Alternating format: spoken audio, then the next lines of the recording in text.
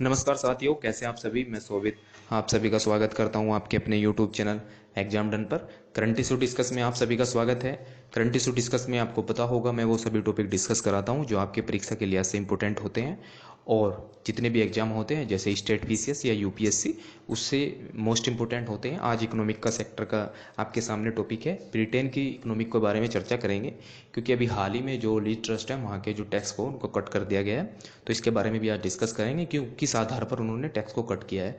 क्या वहाँ की पॉलिटिक्स है कि किस आधार पर वो टैक्स को कट कर रही है और इससे उस पर इफेक्ट क्या होगा, वहाँ की जो इकोनॉमी है वो कैसे अब आगे सर्वाइव कर पाएगी। इन सभी के बारे में आज डिस्कस करेंगे।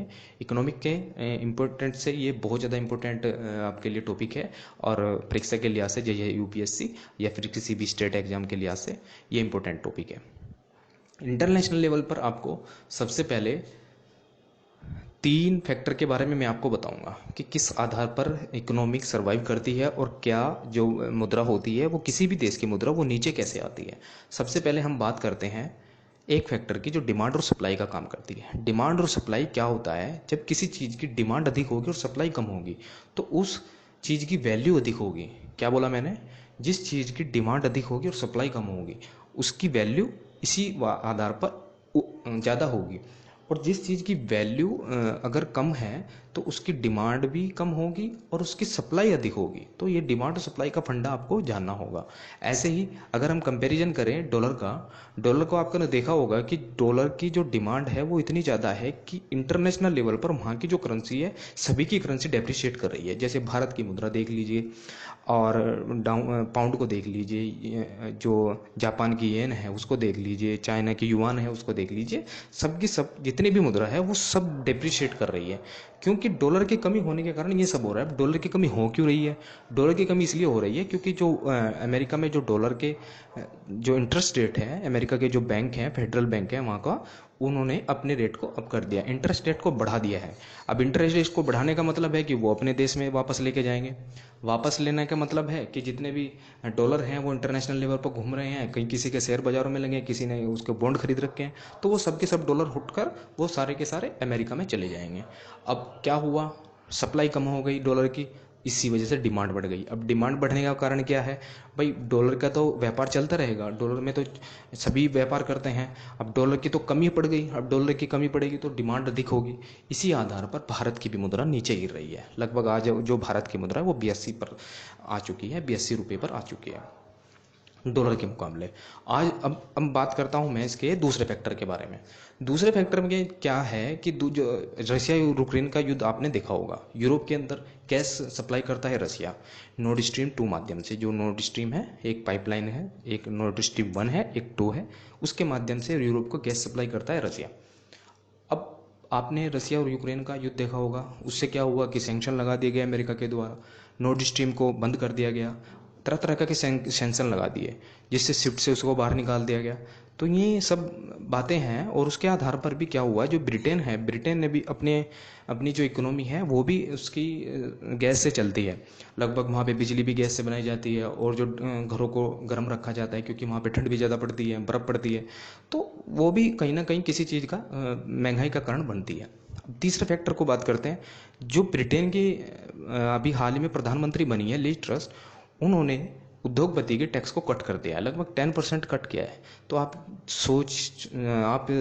थोड़ा सा, अगर एक नागरिक है, एक सभ्य नागरिक है, आप खुद ही आइडिया लगा सकते हैं कि कैसे अगर किसी देश में से टैक्स को कट कर दिया उसका रेवेन्यू कहाँ से आएगा, उसके जो उसकी जो कंट्री है वो कैसे आगे सर्वाइव कर पाएगी और किस आधार पर वो अपने आप को डेवलपमेंट कर पाएंगे। तो ये भी सब बातें हैं, मैंने आपको तीन फैक्टर के बारे में बताई है। अब भारत के कंपैरिजन को ले लीजिए। भारत क्या है, भारत अब से 10 साल पहले 10th पोजीशन पर था और ब्रिटेन अब से 10 साल पहले 5th पोजीशन पर था। भारत आज आज के मुकाबले 5th पोजीशन पर है और ब्रिटेन आज के मुकाबले 6th पोजीशन पे। हम 5th लार्जेस्ट कंट्री बन गए हैं इंडिया की जीडीपी के माध्यम से।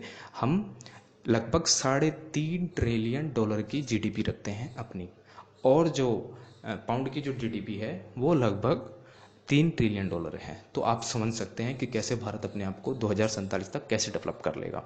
तो ये तो हुई भारत और जो ब्रिटेन है उसकी बात।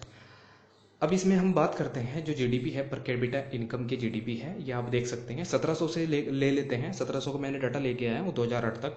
इसमें क्या हुआ, यूएसए की जो जीडीपी है वो कैसे अप कर रही है, और ब्रिटेन की, यूके की जीडीपी कैसे अप जा रही है, जापान की जीडीपी कैसे जा रही है, और जर्मनी की कैसे जा रहा है। आप चाइना और इंडिया को देख सकते हैं, चाइना और इंडिया साथ साथ डेवलप होते जा रहे हैं, सारा डेवलपिंग कंट्री हैं। तो ये कैसे देख सकते हैं आप, चाइना हमारे से ऊपर चला गया क्योंकि ये सबसे पहले हमारे से पहले इकोनॉमिक रिफॉर्म ले आया था। 1979 तक लगभग ये इकोनॉमिक रिफॉर्म लेके आया था, हम उससे बाद में लेके आए, लगभग 15 साल बाद में लेके आए। हम 1991 में इकोनॉमिक रिफॉर्म लेके आए हैं, तो वो भी कहीं ना कहीं हम 15 साल चाइना से पीछे हैं। तो ये हमारी एक गलती का कारण है। अगर हम इससे पहले इकोनॉमिक रिफॉर्म ले आते तो शायद हम आज भी चाइना को टक्कर दे रखे होते। 2030 तक लगभग सेकंड लार्जेस्ट हम जीडीपी होने वाले हैं, और 2047 तक हम अपने आप को डेवलप कर लेंगे। ये हमारे प्रधानमंत्री नरेंद्र मोदी जी हैं, उनके लिए एक टारगेट रखा गया है। तो ये तो बात हुई भारत की जीडीपी। अब भारत की जीडीपी के बारे में बात करते हैं। 2011 में आप देख सकते हैं हम जो 10th पोजीशन पर थे, और आज 2022 में हम 5th पोजीशन पर। वहीं ब्रिटेन को देखें आप, 2011 में वो 5th पोजीशन पर था, और आज 2022 में भी वो फिर 6th पोजीशन पर थे। हम उसको आगे बीट कर गए हैं। तो अगले साल हम फिर चाइना को, और फिर जो इससे ऊपर कंपनी जर्मनी है, जापान है, उनको भी बीट करके हम सेकंड लार्जेस्ट जीडीपी बन जाएंगे, दुनिया की सबसे बड़ी जीडीपी बन जाएंगे। तो मैंने आपको जो बातें बताई हैं, फैक्टर बताएंगे, सब बातें मैंने आपको, ब्रिटिश पाउंड स्टर्लिंग क्यों डेप्रिशिएट कर रहा है, क्यों ड्रॉप हो रहा है, वो बातें मैंने आपको बता दी है। 3 फैक्टर बताए हैं इसमें। और British pound sterling conversion rate क्या है, ये सब बातें मैंने आपको बता दी है। बैंक इंग्लैंड ऑफ इंटरवीन क्या है, मैं बता दूं आपको। जैसे भारत के अंदर आरबीआई काम करता है, अगर हमारे ऊपर मतलब महंगाई का बर्डन ज़्यादा आ जाता है, हमारे देशवासियों के ऊपर महंगाई का बर्डन, तो इसमें आरबीआई इंटरवीन करता है। और पैसे को अगर मतलब हमारी जो मुद्रा है वो डेप्रिशिएट कर रही है, कम कर रही है, इस आधार पर भी आरबीआई इसमें इंटरवेन करता है। तो ये बातें मैंने बता दी। इस आधार पर जैसे वहाँ की जो ब्रिटेन का जो बैंक है वो भी इंटरवेन कर रहा है कि अपनी मुद्रा को कैसे बचाया जाए। तो ये बातें मैंने आपको सब इसमें बता दी है। आशा करता हूँ आपको ये वीडियो पसंद आया होगा। चैनल को लाइक और सब्सक्राइब करना मत भूलें, क्योंकि जितनी भी नोटिफिकेशन होती है आपको मिलती रहे, तुरंत बेल आइकन को भी जरूर दबा दें। Thank you all of you, मिलते हैं अगली वीडियो में।